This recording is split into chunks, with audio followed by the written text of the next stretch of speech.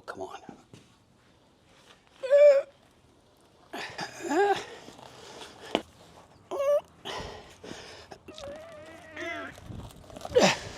No need for leg day at the gym.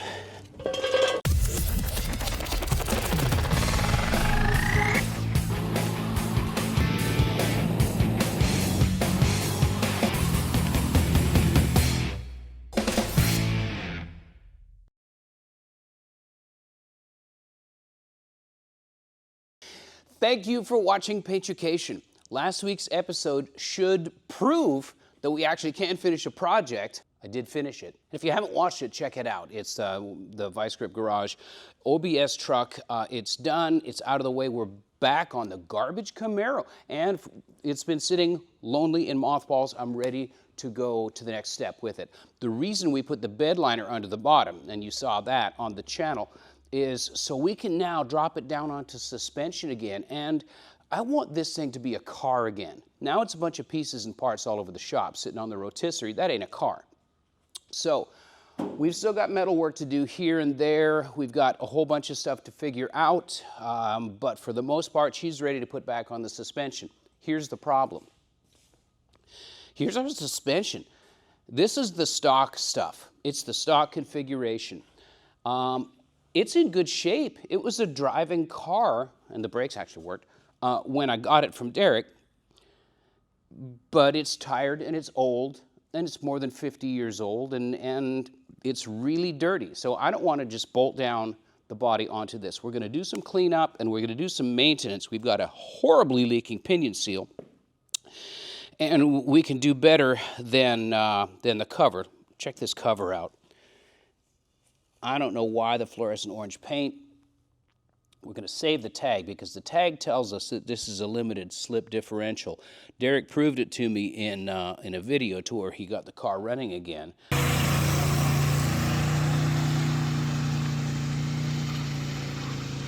It's a double wheel peel monster, so it looks horrible.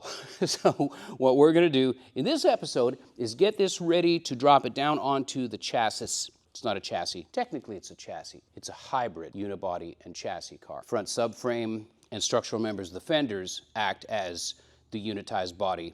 It's a hybrid. No, not that kind of hybrid. But we got some teardown to do first. We're going to start on the front subframe. And I know you guys love these wheels. That may be a battle for a different day. But we're going to start pulling stuff apart. I do have plans for this. When I built my Z-Sled project, it was a twin-turbo LS swap and a 78 Z28, and I learned a lot from doing that car. And I learned that when you have forced induction, you don't have vacuum in the engine. And at an autocross, it was kind of horrible for braking. So with this, with a vacuum booster, I've got a Hydro Boost setup for Z-Sled that I never installed on it. So down the road, we might put that on here. Meantime, I'm going to tear this down, we're going to clean it up, and we're going to get a coat of paint on it. Down the road, we'll probably put some sort of a suspension upgrade on this thing, but we can do that some other time. I want to get this thing rolling, and by the way, you Camaro guys know there's nothing wrong with the stock suspension and braking system on these cars. It works perfectly fine, and if at the end of the day I just use the stock stuff, I'm good with that. So, got to get some tools, got to get some stuff stripped off of here and figure out how to cleaning. Oh, here's a win right here. Oh.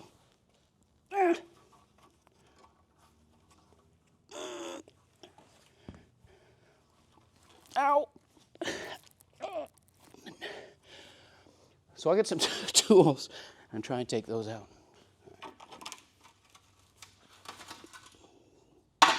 Mess around with me, take care of you.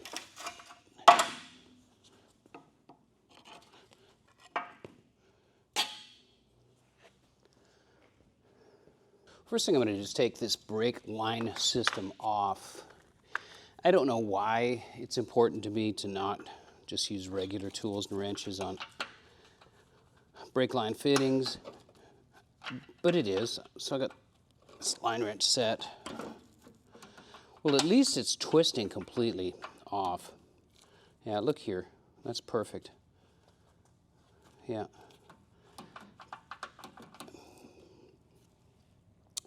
I'm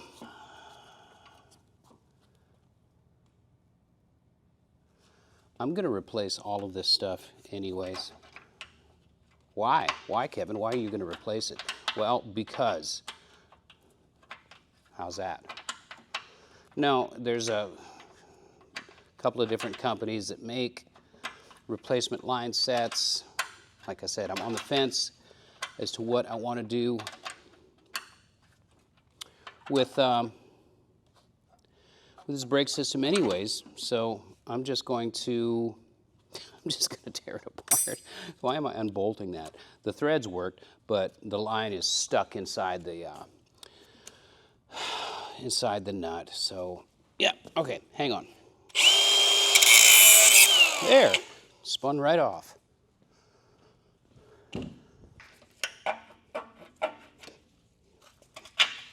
How about that? All right, so now we can get at this brace. Actually, we're going to do these first. What I'd really like to do is soak myself in old brake fluid as I'm tearing this apart. So that's our goal.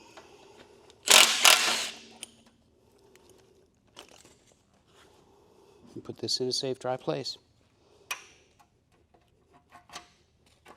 There, that was easy. So if I remember right, there's a captured nut, or not a captured nut, but a loose nut on the back side of these engine mounts. Yeah, guess what? It just spins. So there's a hole in the side here. Yeah, let's see if we can get this one.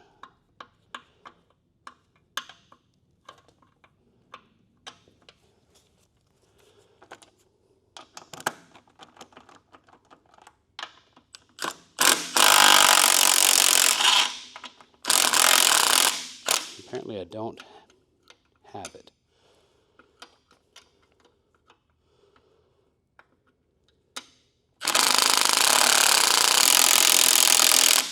Still don't have it. You know what would be a really good idea? General Motors would be to put the capture nut in here, so it would be so much easier to take these engine mounts off.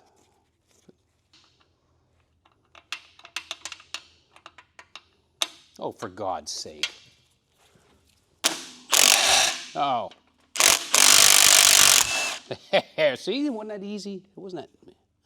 Now, we'll hold that for further use.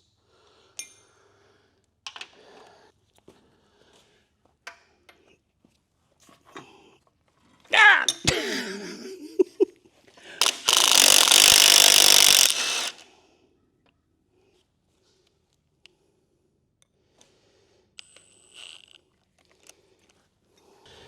This one, I don't know how to get to. Ah, maybe under there. No, I don't even know.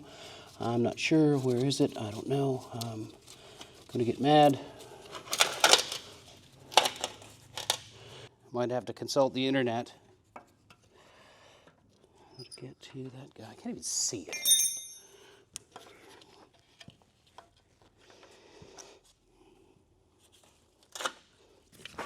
The internet tells me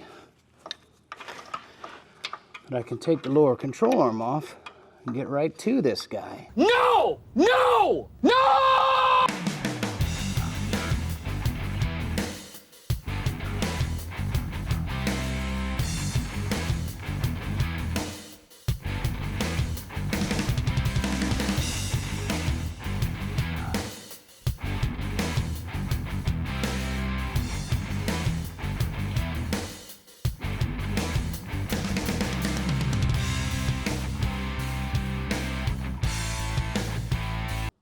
Now, the hardware I can replace, no problem. once I get the lower control arms off and all that stuff, get access to them. But part of this clamshell is going to be saved. But in case you're hating me right now, look at the rubber there. No, it's not completely failed or fatigued, but it's all dry rotted and cracked. So I don't feel good about being lazy, trying to get to the fasteners, but these are going to get replaced anyway. So I don't really want to go much farther on this. Since I'm trying to make it a roller, I'm just going to clean it up and make it look nicer. The real truth is,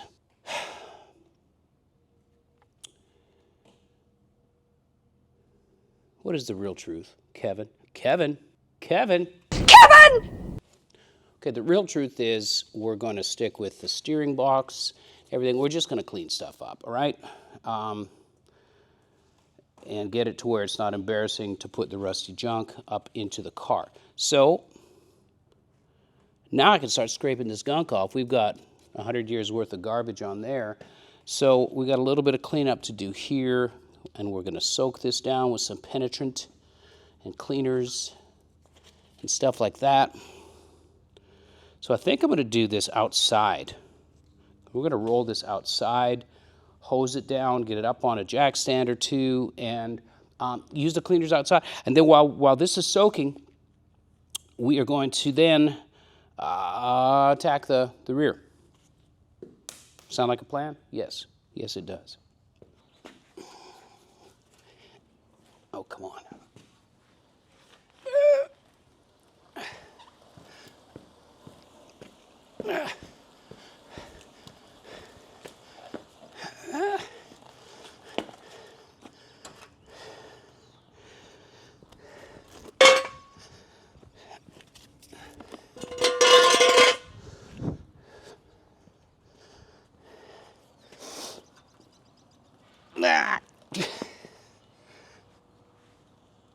Come on.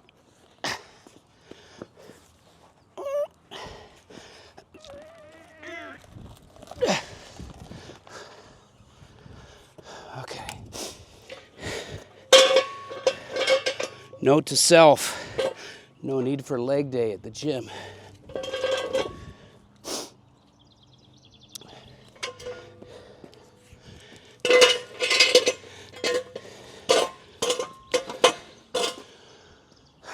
Jack.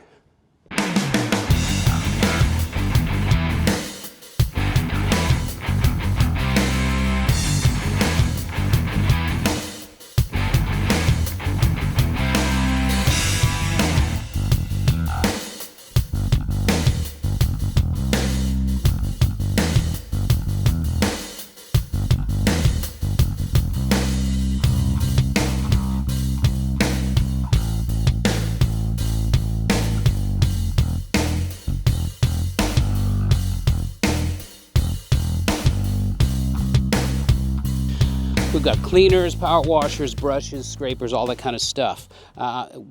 Before we do any of that, I'm going to cover up these two holes for the power steering pump since it works. So I don't have the lines anymore. Derek, he took them when he took the engine out of this car. So what I'm going to do is just get these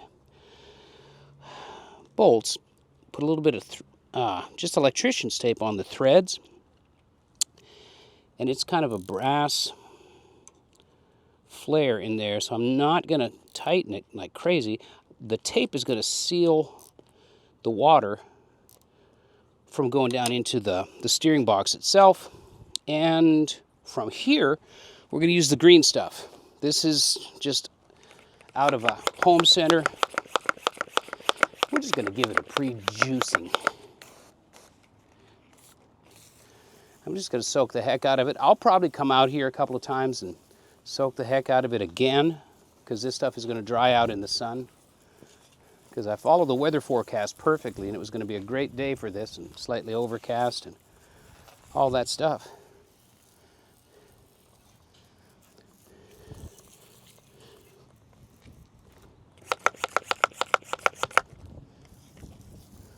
And it's just caked on, man. There's just dirt. It's just dirt. It's no big deal.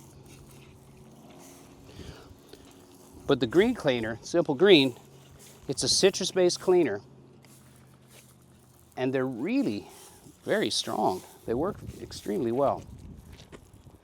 So we're gonna let this sit there and do its happy dance of chemistry. And we'll head back inside, work on the rear section. Come on. No, let's go. Let's go.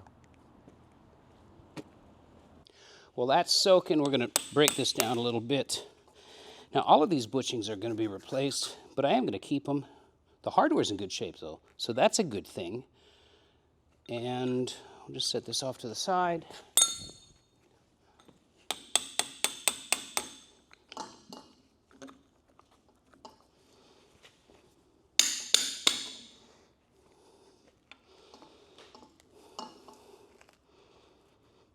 The bushings are rubber. One of the best handling upgrades for these cars is to change the rubber OE stuff, which is super low durometer, super squishy, to urethane bushings. And that helps a lot for body roll, all that kind of stuff. Next thing I'm going to do is take this brake line off. Now, I'm not going to cut it. I'm going to try very hard to not mess it up. I want to save it if for no other reason, then I can use it as a template to rebend a new line. I might get a brake kit. There's a couple of different companies. Classic Tube, I think, makes a complete brake kit for this vehicle. So that may be what we end up doing.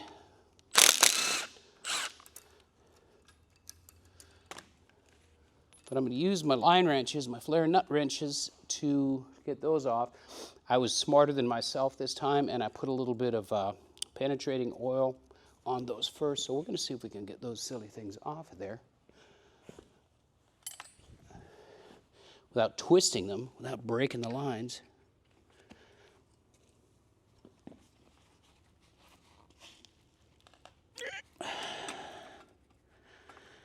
Maybe.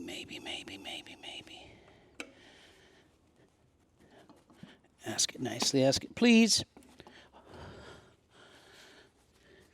Yep, bueno, that's good. All right, that one is gonna work. It's gonna cooperate. And I'll clean these lines out. If I can use them again, I'll use them again, right? There's no sense in buying stuff you don't have to buy. But we will be going in the other side at some point and either doing a disc brake conversion or rebuilding the drums, which is one of my favorite things to do in all automotive realm, is rebuild, replace brake shoes. So I got that to look forward to. All right, so we got one in a row over there.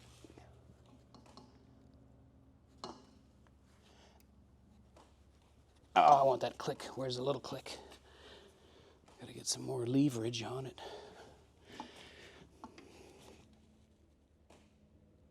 Oh, now. Oh, no.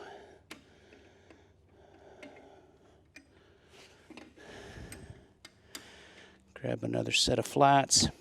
Maybe there. There, I'll hear that. Oh, the pop, the sound of success.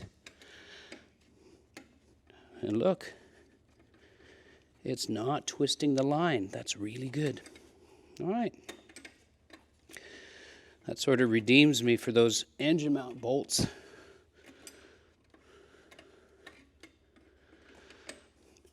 There's somebody out there in CAMARO land that was throwing things at the screen while I was cutting the heads of those bolts off. Or not, I don't know. Or they were saying, yep, had to do that too. I don't know. What I do know is that the last second gen F-body that I worked on, rebuilt the subframe and all that stuff, was Ed Sled, and we put a 6-liter LQ4 engine in it. We used all the Holley engine mounts, engine oil pan, transmission mount kit. It all worked really great, but part of the original clamshell is utilized in the Holley mount. Screwdriver. So even if I don't use the rubbers, if we go to a urethane or even a new rubber engine mount, we'll be using pieces of the original clamshells. Now, it's kind of a debate. I was talking to my buddy Chris Lee, Kiwi that comes and helps me sometimes. He's doing his own shop truck, and he's putting rubber back in everything. And he was talking about the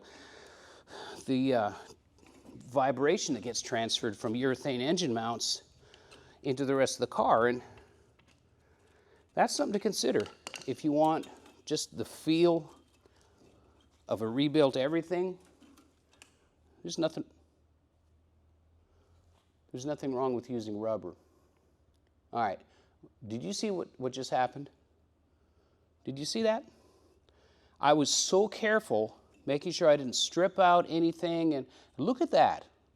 Look at that. Aww. All right, it's broke. I didn't break it. You guys saw me not break it. Okay, so I didn't change the bend of the lines or anything like that, so okay, that's just how this day is going. But what we're going to do is keep this as a template, and apparently I'm going to be rebending a brake kit on this, or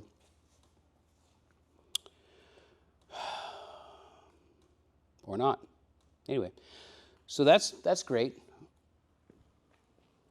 I want to keep this together. This is a very specialized little get-up right here. That's the retainer for the brake fitting. It goes in there, it goes on that. We're pulling this off anyway, because that's about ugly. I've got a better looking cover that also has a drain in it. So the only other thing I'm going to tear down here is my tag. Use limited slip diff lube only. Huh? That's kind of a cool thing. So I'm not going in here. I'm not going to rebuild the LSD. I don't think I have to. If after a couple of thousand miles of street driving I'm doing peg leg burnouts, then maybe we'll go in and we'll put a true track in or something like that. But I'm going to leave all of this intact. What I am going to change is this right here. You see how juicy that is? Over the year or so that I've had this car, this thing has peed wherever it's parked. Every time it's parked. The differential seal, not the differential seal, the pinion seal is in bad shape. I've got another one we're going to clean first, and then we'll put a diff seal in it, put the new cover on it and all that kind of stuff, and we're going to give it a paint job. This isn't super gross, so I think what we're going to do, first I'm going to take those spring pockets off, and then we're going to do a lot of work in here. But that didn't take very long at all. I'm going to go out and juice up the front subframe again, out here.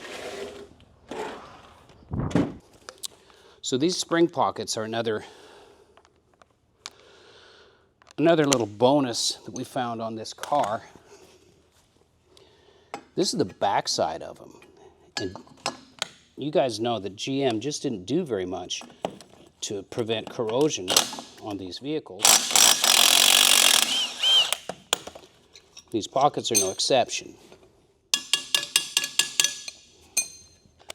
These don't really want to come out, and I don't want to bash the heck out of the pivot bolts.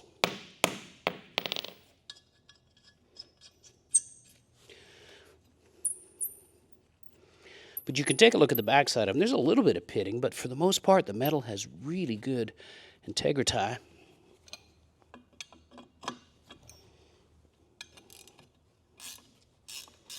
All right, got that.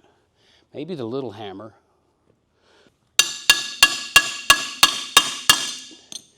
Guess what? That did absolutely nothing.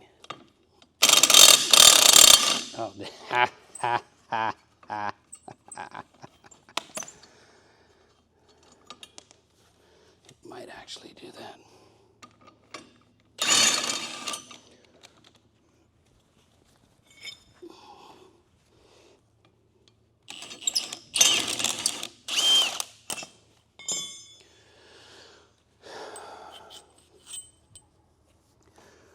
The shank on this is in good shape.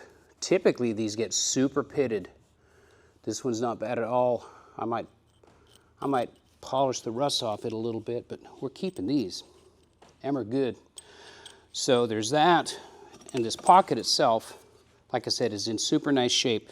We are going to keep that. I'll throw these in the blast cabinet over in the other shop, which is by the shelf that holds the Clecos. And I'm going to do that. One of the other cool things to do with these cars, it's called the Herb Adams mod. I probably will do that on this. What it does is it changes the, I think it changes the instant center on these cars, makes them handle a little bit better. Basically what you do is you cut a window in the top of the spring pocket here, and you re-drill, I think it's an inch up, the pivot point of the spring pocket. And I don't know the geometry, I don't know the math, but I know that Herb Adams, who is a brilliant engineer and one of the people that designed the second-gen Camaros, but we're going to set these aside for later.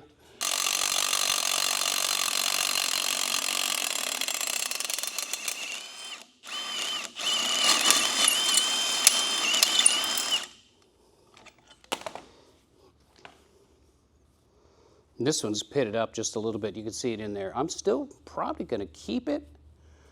Probably. Unless we do a 17-link super high-performance Pro Touring Quadra kit with a three-link adjustable 4-bar setup on it. I'm going to do the special KT restoration on that. I'm going to clean it up, straighten it out, and it's going back on there because it's kind of a badge of honor, right? It was a sought-after option. Obviously, better traction, both wheels, steer with the back end. I'm going to give this a head start. We've got this magic cleaner we found on the internet. We're going to test it. I think it's citrus-based like the green stuff. So, all right, so let's go outside and see if we can subframe. Before I hit it with the power washer, I'm going to get some of the big chunks off. And I think our cleaner has helped us.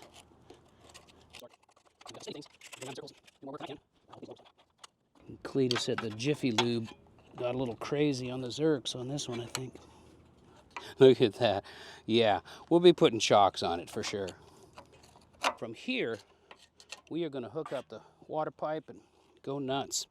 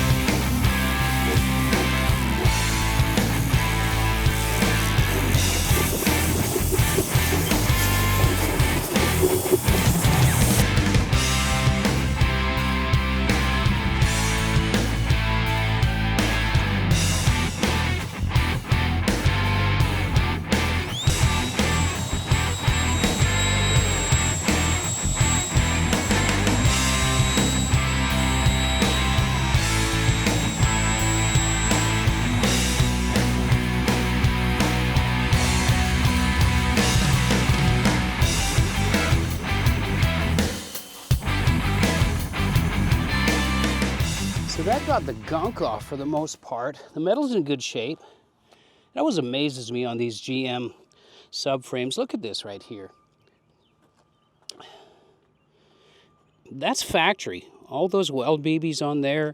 It's a beautiful weld. No, it's not. It's just crazy how that was. I guess it's just assembly line stuff. So regardless, this looks better.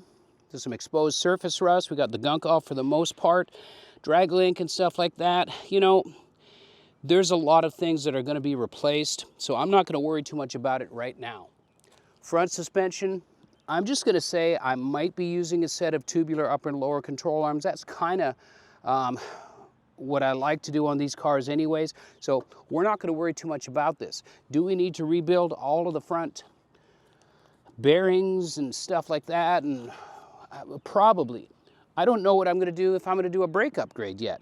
I wanna get this thing back into a roller, to a nice looking roller. So I'm gonna throw the wheels back on this. We'll get this thing in there, and get the rear axle assembly out here.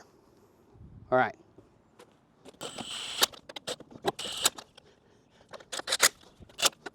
All righty.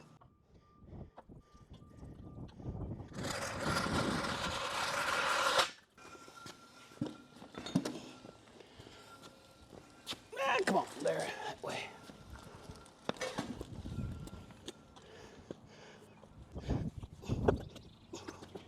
Come on.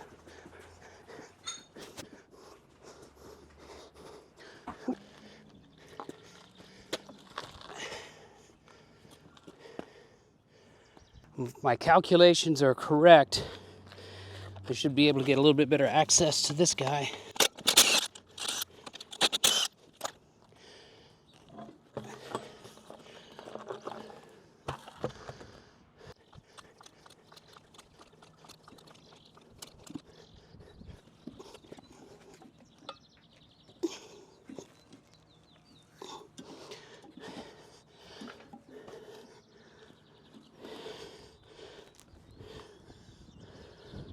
Ah, yeah.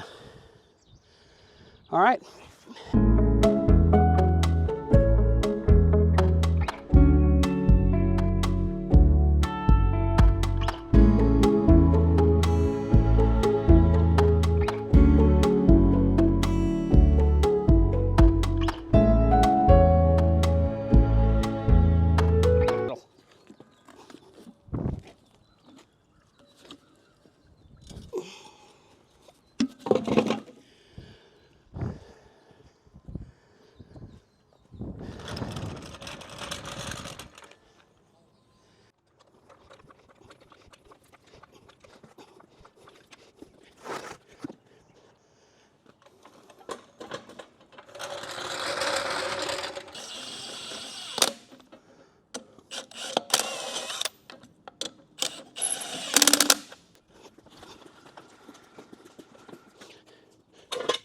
Well, for the most part, that's pretty dang clean. It's a lot cleaner. We'll throw some rust primer on there, right there. That shows me that there's still diff lube in it. These are as clean as they're gonna get for what we're doing right now. So the next step is a rust converter and then a satin black paint, and that's gonna get it good enough to go back up under the car without me being frankly embarrassed about it. But first, before we put coatings on, I'm gonna put drop cloths on the floor and get these things up on jack stands. That's better. I can reach everything more or less. I'll be able to get down and from the bottom, and in the immortal words of my good friend Derek Bieri, we're going to rebuild this with a spray can. So what we're going to use is this. I have this product right here. It's been sitting on my shelf for quite a while.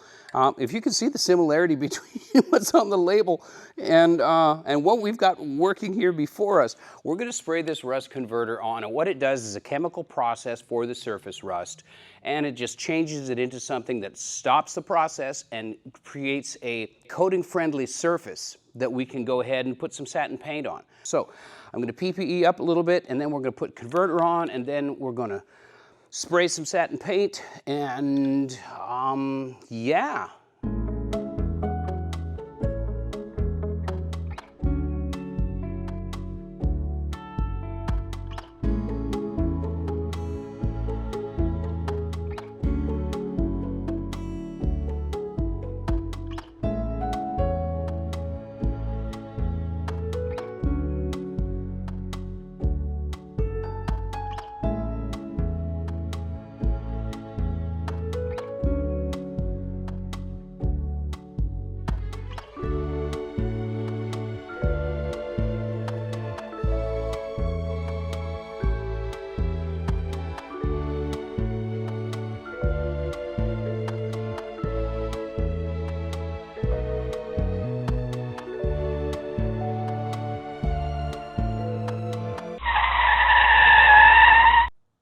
So it's always a good idea to apply the product and then read the instructions. So what I've done is put the 2 coats on here that actually the can says to use, but I didn't read the part where it says allow it to dry 48 hours and turn into a black skin before you apply a paint coating. So we've got some overnight to wait on this, probably times 2. And in the meantime, I want to show you the wheels that I'm going to put on this thing as a roller. So these are the wheels that came off my 78 Z28 Z sled. They're the original N90 wheels that are true Z28 wheels. They're 15 by 7 inch. And these, back in the day, were the bomb. I still think they're one of the best looking OE aluminum wheels that I've ever seen. And they're in pretty good shape, except one. There's 3 here. I've got one over in the other shop with the welder next to the cabinet that has the Clecos on top of it. And I'm going to show you, there's some pretty deep curb scars, so we're going to repair those. But what we're going to do is we're going to restore these wheels. They are in good shape. They're just dirty. And there's an ecosystem of arachnids living in the backside of them. I can't just clean them up and put them on the car. I can't. It's a sickness. So what I have to do, and I don't know what this satisfies in me, but what I have to do is I gotta clean the aluminum, I gotta rebrush the surface, I gotta paint the inside here black, and I've got some direct-to-metal clear coat that is gonna make these things look like money. And it starts with cleaning. So how do we clean aluminum wheels? Well, you detail guys know, if they're uncoated, you use an acid. So I've got this stuff. This is aluminum brightener. It's an acid detergent brightener. Basically, I've put it into this thing here. Now the ratio, poor Horatio. Poor Horatio. The ratio that is best for brightening aluminum, 10 to 1, I think. So that's what I want to do with here. So what I've got in here is about a 50-50 mix of acid and water. By the way, if you're doing this, never put water into acid. Always put acid into water. Have your base of water first. I'm not kidding. Because the reverse can cause bad things to happen. So acid into water, not water into acid. Wait, hold on. Water into acid, not acid into water. Hang on. Wait, no, that's acid into beer on whiskey, mighty risky. Whiskey on beer, don't hit the deer.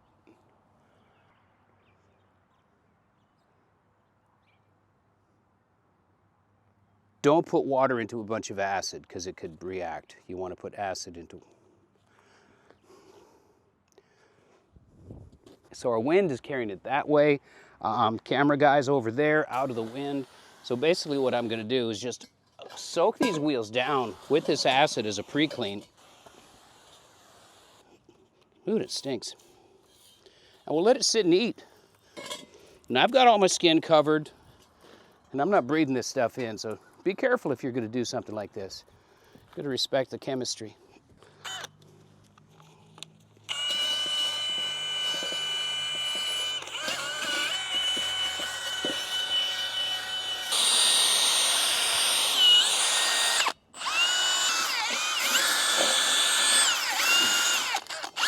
Now cleaning this inside here, it's pure aesthetics, it doesn't matter. Cleaning the outside here, well, we're gonna redress some of this aluminum. Like I said, paint the black. But the real important thing is this bead surface in here. It's super important to get all the crud out of there. Why is that? You guys know why. It's so the new tires seat on the beads. Like that. Holy smokes. So that is pretty stinking clean. So what I'm going to do now, take Mr. Power Washer. We might call that one done. I don't know. Don't soak the electric things with water.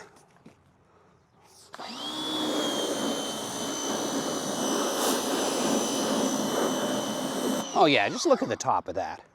Come on, man. Yeah, that's why we're doing this.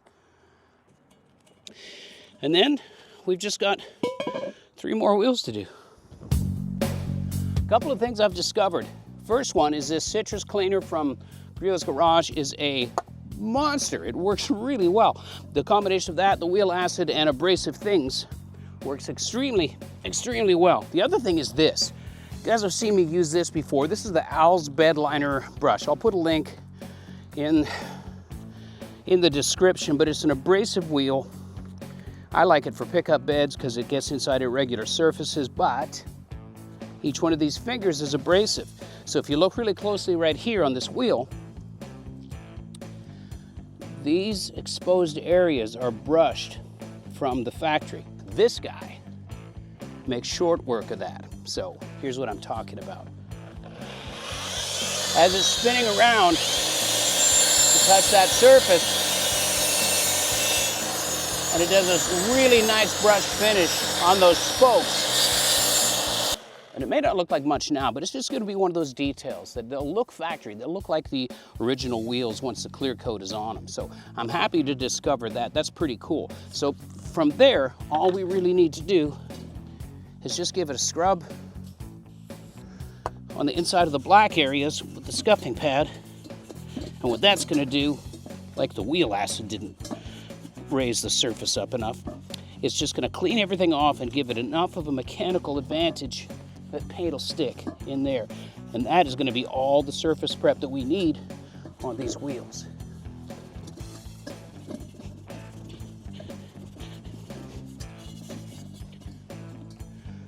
Get the backside nice, clean. The beads are nice and clean. And everything is nice and clean.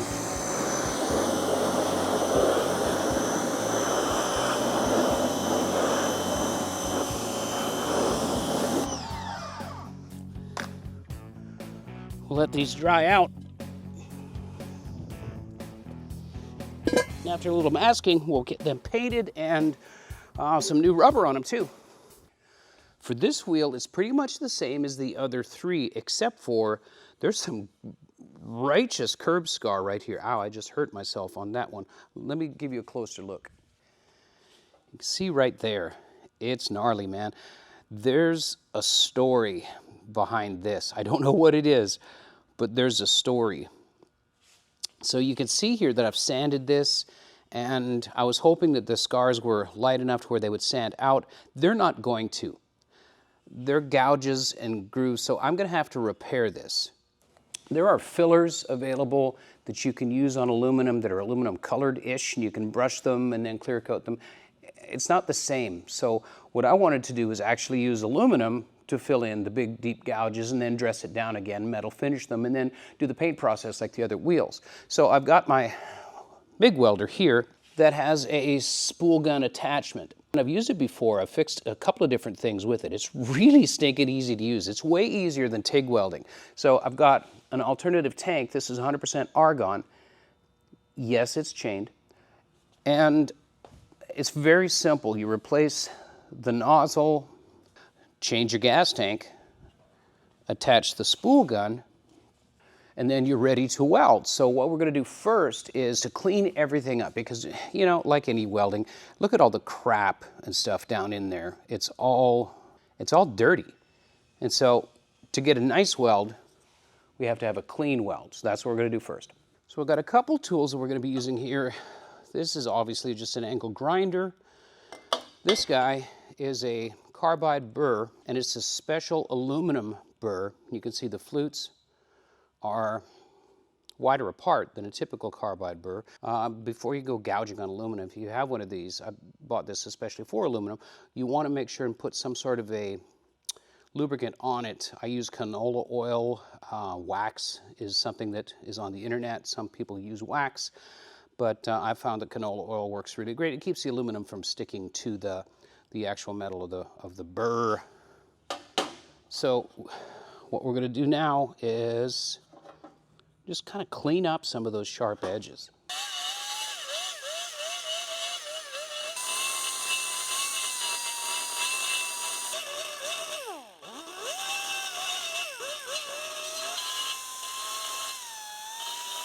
So now, with that clean, we're going to do a pre-clean with acetone on everything that we're going to try and put a weld on. So I've got my shielding gas set a little bit higher than I would have with the typical MIG weld. What could possibly go wrong? Just that I've ruined a set of vintage wheels that I really, really like. Like so. All right, here goes nothing.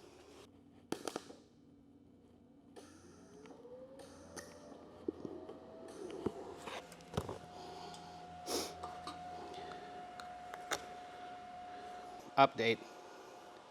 I fried the tip.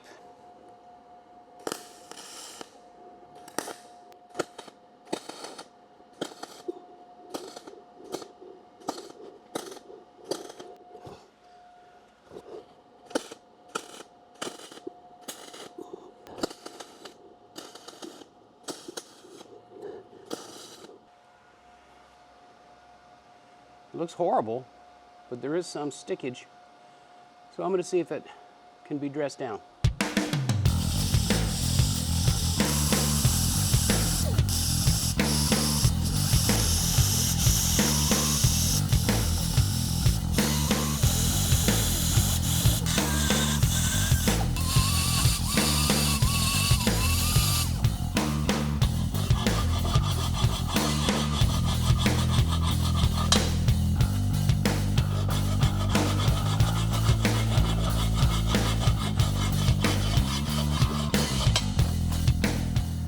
So it's actually building back up, which is good, right in through there. And we might get some discoloration or a different colored aluminum. That's fine. Better than gouges. I've still got some little holes in there to fill, but providing I don't overdo my heat settings again, which was the cause of me burning a couple of tips up, this is gonna work. So I read the back of the lid on the welder, not everything goofed up. I got it fixed now.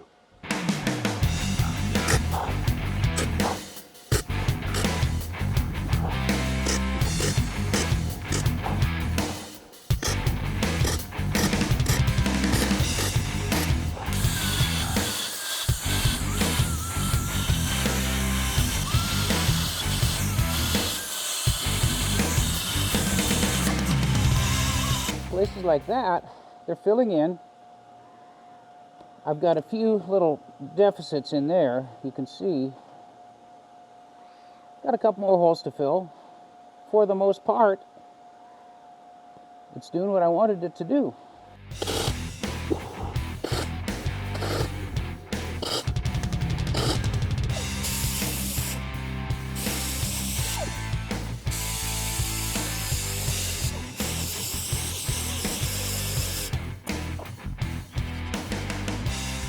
But I'm done with spinny things. I'm done with whirring tools, the grinders and stuff like that, even though this guy, I really like this guy. The reason I'm done with these things is because I can't get a perfectly flat finish on here with something that's not perfectly flat. Of course, the ultimate thing would be to get a lathe big enough and turn the surface down. I don't have that, so I'm gonna use hand sanding stuff. This is 180 on a reasonably firm pad. And basically what I'm gonna do is just kind of work the wheel bead around.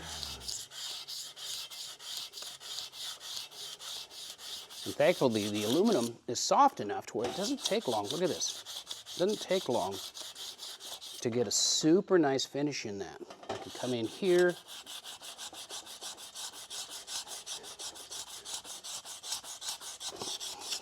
And just work that around. There's some weird stuff in there.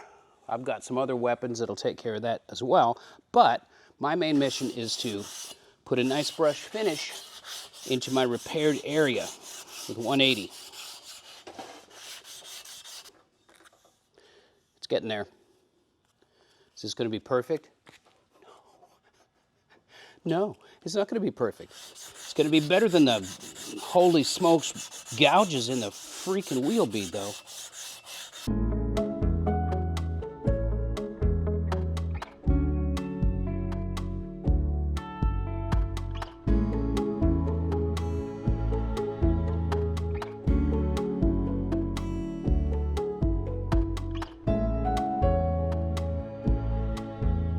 All right, so I wasn't happy with my repair here. It wasn't looking flat, and the sanding block was kind of riding the surface. So I went and got my 6-inch DA, put some 80 grit on it, and check this out.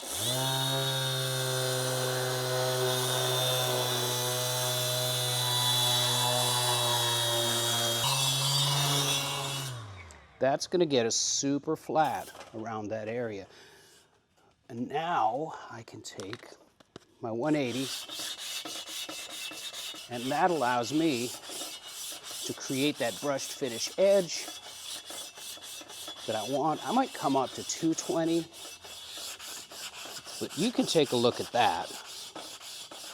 Just a few passes over top of that area, and it gets me that nice brushed finish.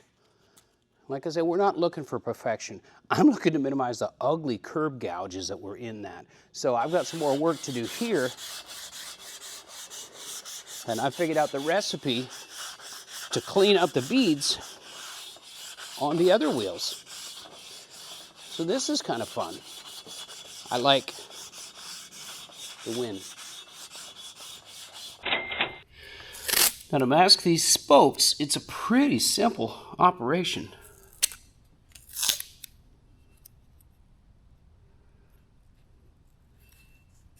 I've got 3/4 inch tape.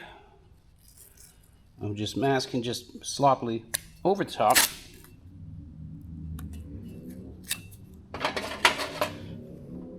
This is just an adjustable wrench, i.e. a crescent wrench, and all I'm doing is running the edge of the wrench against the edge of the spoke.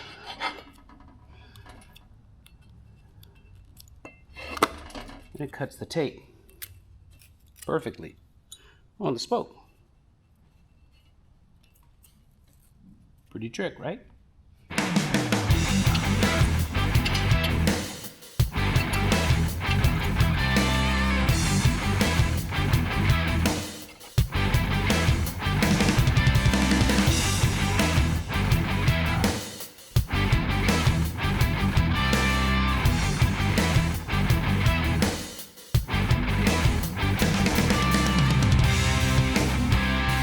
So it's been 48 hours, and the rust converter has done its thing and converted. So now it's a paintable surface according to the directions on the can. So the paint we're going to use is this. I've never used this before. We're going to try it. It is a satin black enamel.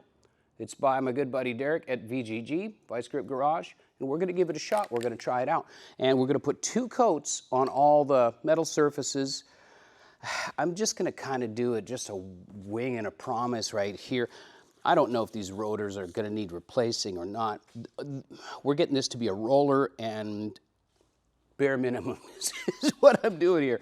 Anyway, I'm going to shake this up and get some PPE on, and then we will spray some coatings.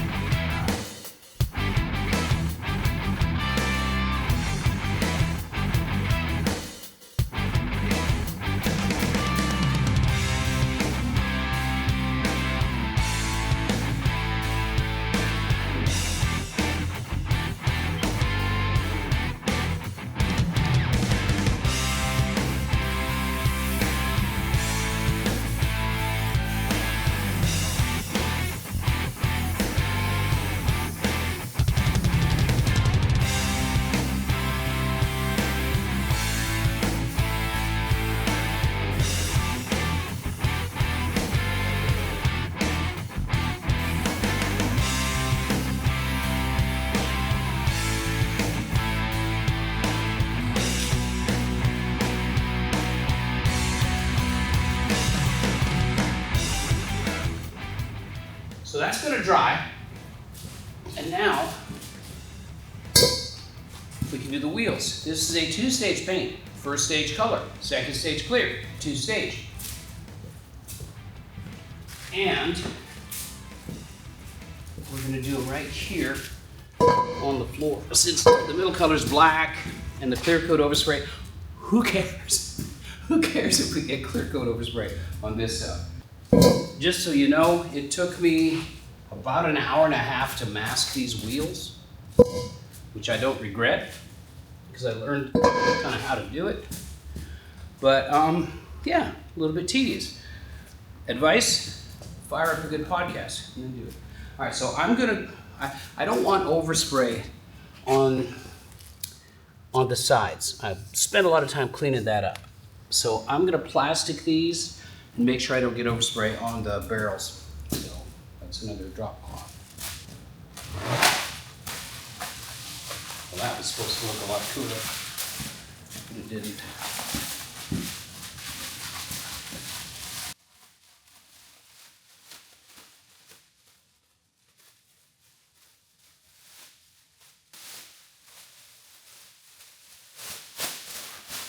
This is a little bit awkward.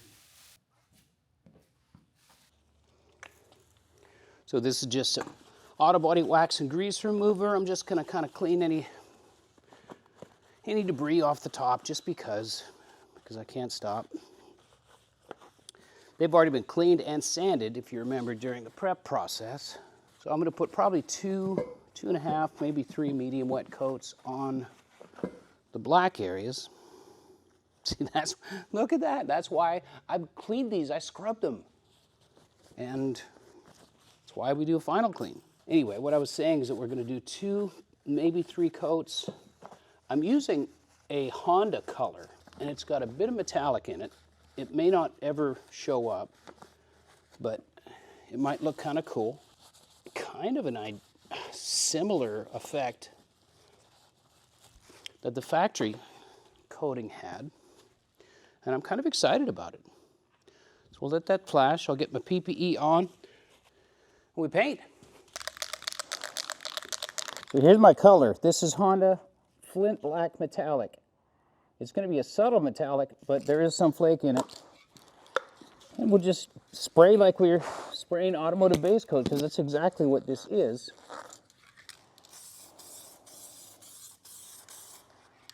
We're going to do medium coats.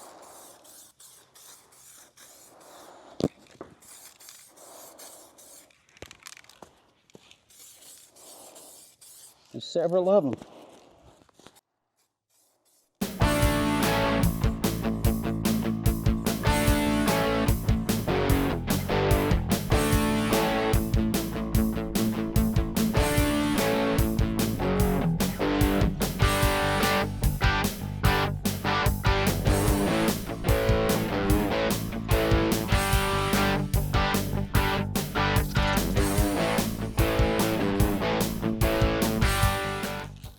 Yeah, it's definitely going to need a third just to be even, just to be looking good. The reason I'm doing multiple light coats on the base coat color is so that I don't oversaturate the edges of the tape. If you paint too heavy, the paint can kind of soften up the adhesive on the masking tape and kind of creep underneath it. And we don't want that to happen. So it's much better to have multiple coats than one single wet coat, even though both of those might give you the same coverage. So everything looks good. We got good coverage on the black and the spokes, and they're untaping really well, super easy.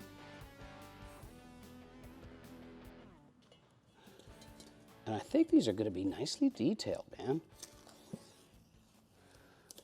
We'll go ahead and get all of this off. There might be a little bit of bleed through. We'll deal with that carefully. I don't want to have regrets. All right, so it's not bad. There's a couple little tiny places, like there's that little place right there. So I'm just going to take some thinner and put it on a wiping towel. There, that's all it took. Just a little bit. See that right there? Yep, gone. Another one there, gone. I'm just going to roll with the rest of it. I don't think the General was that careful when they did these wheels. All right, so now let's talk about what kind of clear coat we're going to put on here, because you painter guys know that we have base coat and bare metal, and most clear coats won't stick to that. So this is the clear we're going to be using. This is a pretty interesting coating. It's a 1-to-1 mix. The company is REVOLT Paint out of Texas, and really interesting. This is not a conventional clear coat, and it's 1-to-1 equal parts. It's really fast. They call it the Flash, so I guess that kind of ties into the name. It's fast in that it's almost back-to-back coats, very little flash time in between, and 15 minutes later you can sand, polish, and deliver this stuff. What's really interesting about this is that it sticks very well to bare metal. That is unusual with the urethane clear. I'm not even sure this is a urethane clear. So I talked to Tammy about this, and she said it will work great on wheels. It's super strong, and it looks great. So we're going to mix this up. I'm using a small gun, 1.0 fluid tip, very small fluid tip, because I have a horrible compressor. And this is probably the last time I'm going to be using this compressor, because we got something cooking finally on an air compressor. And I'm very happy with that we're going to have a good air compressor, air source finally. So what I'm going to do is mix up equal parts, however much I think I need for 3 coats on these wheels. And we are going to paint. We're going to clear coat. So equal parts, 8 and 8, 16 ounces. I think that's going to work. So we're going to do 8 ounces of the first component. It doesn't matter which one you do first because it's equal parts. And then we'll pour up to the 16. We'll blend thoroughly for at least 2 minutes. You can tell when they're starting to get blended and intermixed when it goes back clear again. So we're going to mix this up. It's a very short pot life. What does that mean, Kevin? It means that you got to spray it and get it out of your gun. If you're using this stuff, do not let it sit in your equipment after you're done. So we're going to go a tack coat, which is a mist coat, and then 2 wet coats, and then we're going to clean the equipment. So I've got my tack rag here. It's the last thing I'm going to do before I actually spray.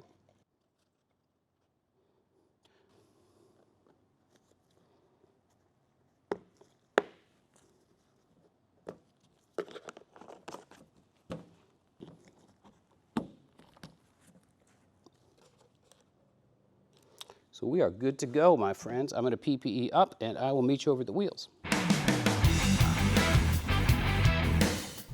Typically, I use my spray gun to blow and tack at the same time. It tends to dislodge any debris that happens to be hiding in cracks.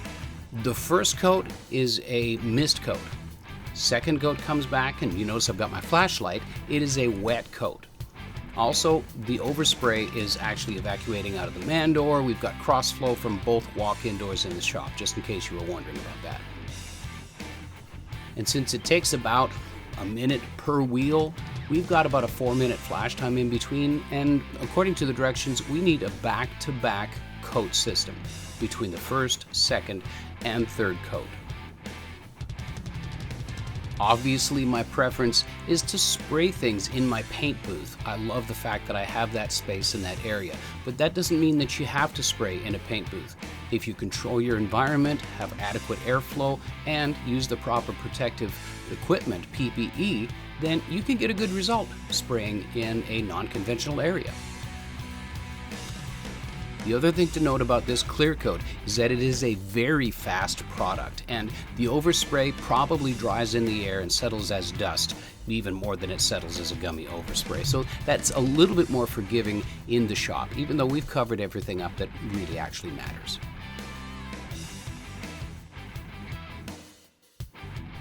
I quickly cleaned my spray gun, and the wheels are now out of dust, which that means that you can touch them. They're dry to touch.